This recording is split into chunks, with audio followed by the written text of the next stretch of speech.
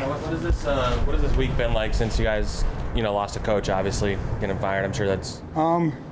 Just really having to adjust in terms of, more so on the offensive side of the ball. And, Joe is the head coach, but, really just been trying to plow away on Philly, with the short week and Thanksgiving and just trying to, get all situated like that, and then the fact that Philly, they're playing so well right now, the quarterback, the offensive line, the receivers in the back. So just really spent most of my time just getting adjusted on that and not really having time to sit down and think about too much of anything else, but just appreciative of all the stuff Jason did for the team and organization, and just thinking about Philly really.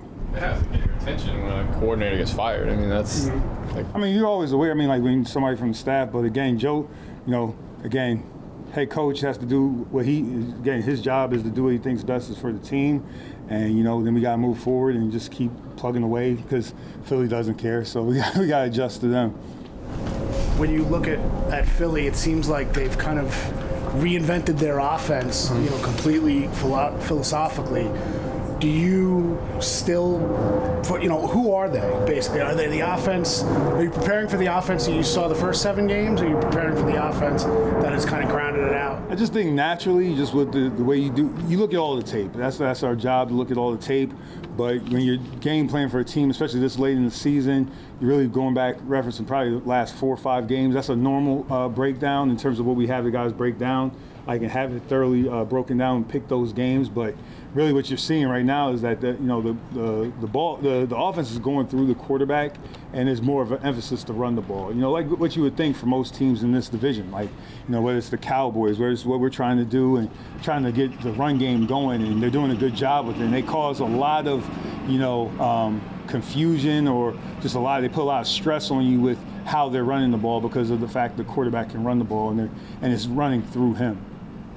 How much did you miss Logan last week? And if you don't have him back this week, how much will you miss him this week? Anytime you have a player of Logan's caliber, you're going to miss him somewhat.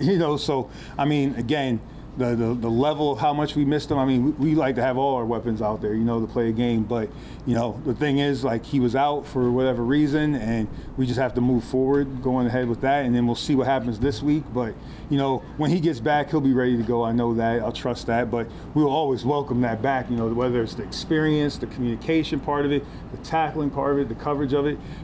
Anytime it's a good player like that, you're going to miss it somewhat. And you just got to adjust off of it. What message does the firing of Jason send to the rest of the coaching staff, if any? I don't know about message. I just know this, and it's been laid out since I've been coaching football, period. We get judged based on how our guys play and all that stuff like that, so we got to do a good job there. We all know what we signed up for. This is a business, and every day I come in thinking, hey, you could be fired. That's just part of it. I've always thought that way. I was a QC, graduate assistant at Wagner.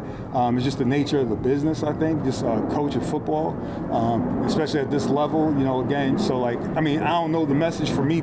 I can't speak for the other coaches, but for me personally, that's how I kind of operate in my day-to-day, just knowing that I'm accountable for my job. I got to do my job. And my job this year and the last 3 years been defensive coordinator, one at Miami, one here, and it's my second year at the Giants, so I'm responsible for the defense, and, I got to do a good job. And obviously last week we didn't do a good enough job, so hopefully this week we do a better job and, compete and go out there and, give us a chance to win. So, but the message, I don't think it changes. Not for me personally. I've always been like that, Just like I would assume for you guys in New York City, you guys, it's different. It's higher stakes, man. It's different. It's higher stakes. That's just how it is. And we sign up for that because there's good and bad. But if you like living on that edge a little bit, you like it. Pat, when you face a team like Philly, which is pounding the rock, can you reinvent yourself to, play more for defensive linemen, play heavier and things like that? You can. The thing you got to be careful of with a team like this is, you don't want to do too much. If you do too much and then they start adjust, again, it's like when I was in college coaching and you go against the option team. It's just, if you start doing too much, you're going to spend too much time adjusting, and then the next series they're going to be on to something different. So the thing we got to do, I think we got to put our best run defenders out there, all right? And that's where it has to start, stopping the run, put our best run defenders out there and react to the pass game. And but in terms of the personnel group is, it'll change. We'll mix it up a little bit, but you can't do too much because you don't have this guy doing a different job on every other play when the plays could vary from series to series. You've seen game breakers at wide receiver this year already, and even at tight end. Yeah. And at least from our vantage point, you've adjusted to that. Yeah. Has DeVonta Smith gotten to that level where you will treat him as if you treated the other big-time playmakers you face this year? I would say this. I mean, this guy is what he was advertised coming out of college. I mean, he's an elite level player. I mean, he's really, really good. I mean, I remember the knock being his size, but I could see there's probably 2 or 3 touchdowns where people bounce off of him and he scores. I mean, his toughness shows up on the tape, whether it's in the pass game, run after catch, the gadget plays they give him, but also his blocking. I mean, again, the receivers coach name escapes me right now, but those guys block, and he's part of that, and I think they do a good job there. So, he's tough, he's physical, and then his receiving skills are up there with anybody in the league that we've seen so far. So I've been very impressed with him, and unfortunately we're going to have to deal with him for whatever many years on this contract in this division. So. We always talk on the offensive side of the ball, like how valuable a good offensive line is. So from Monday night and this Sunday, probably 2 of the best in the league. Just how much of a challenge is that to go against a line like that? It's a challenge, and I would say more so because of how well they're playing together. When you got a group, I've always thought offensive line, you could have one star player here, and you assemble 4 star players or 5 star players there, but if they don't play well together, then it's a problem. The thing I'm seeing on tape, and I know Coach Stout, I don't know him personally, but I respect him as an offensive line coach. I think he's one of the best in the league. They do such a good job. It's a big challenge. It's a big challenge. Just like last week, the O-line, they play well together.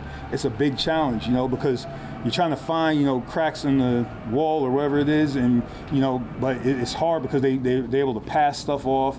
They're playing in unison together, but it's a big challenge. How did Julian play last week?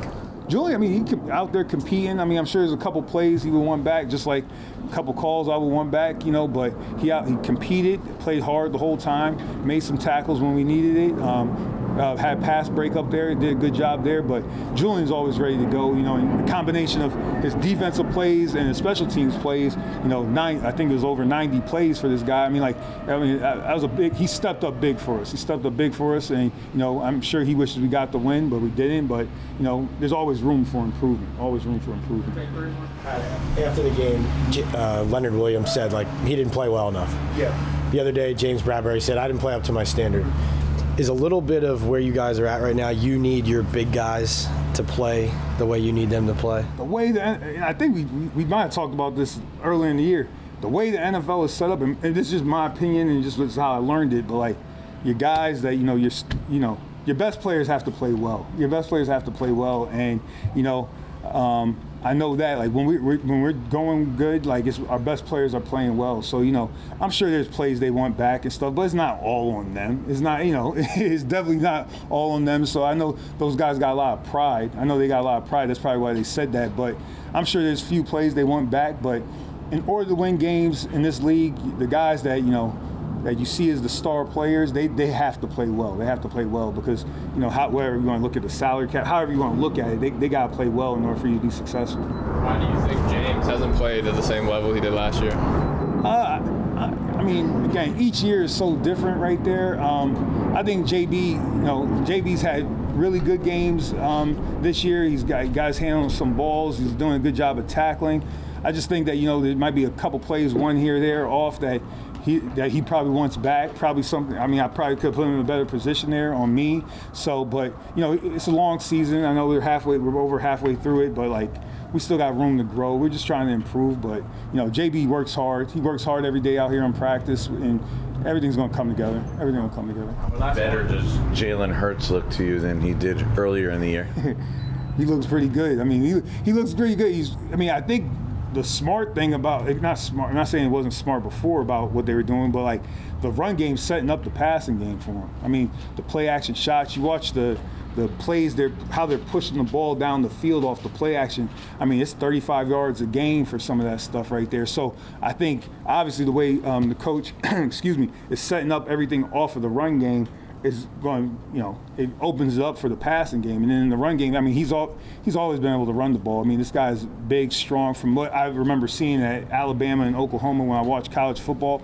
But what I'm seeing in terms of his improvement, there's definitely a confidence out there. There's definitely a confidence throwing the ball. He's sitting back there, getting the ball out on time, throwing to the receivers, before they're open, throwing them open a little bit. I thought that's the thing that's showing up there. But like most young players, especially at that position, you got to learn to play with some anticipation, and that comes through work, practice, and having success on the field. Then he becomes more confident doing what the coaches are asking him. So the thing that I'm seeing most drastically is, again, the combination of the run game, setting up the pass game, and his improvement in terms of confidence, which comes from having some success. So.